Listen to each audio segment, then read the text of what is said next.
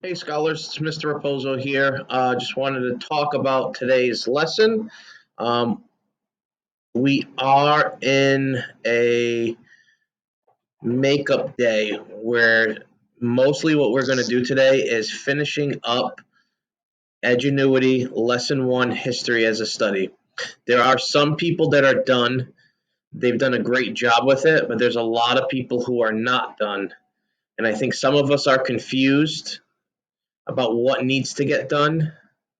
And some of us, I think, aren't working as hard as we should. And some of us are getting stuck, especially on the quiz and stopping. So these next couple of slides explains what you need to do to finish up the lesson. Okay, you need to get all 4 lessons done for lesson 1, history as a study. Okay, that's the warm up, that's the instruction, the lesson, and the quiz. And in these slides, there's going to be some tips on how to do good at the quiz so that if you've been having trouble passing it, so you can pass it. Remember, the quiz is just practice. It just tells us that you know that you learned what you needed to learn to move on. It's not going to be a grade. It's part of the whole Edgenuity. It's not like it's this big quiz, so don't worry about it. You get to retake it and retake it until you pass. Okay, but don't rush through it. Read the tips so that you can succeed. Okay, the target is that you get to 32% complete. That's not your grade. Look at the front screen. I gave you an example on one of the slides, so look at that. And as you're working today, don't forget to use all the things that you can use. There are notes, there is a glossary. You can highlight words and it'll help you. Make sure that you're using all those tools to help you. Because if you're not doing well and you're not using the tools, then that's your fault. Okay? Reach out if you're stuck. But this morning, I want you to finish lesson 1 of Edgenuity History as a Study.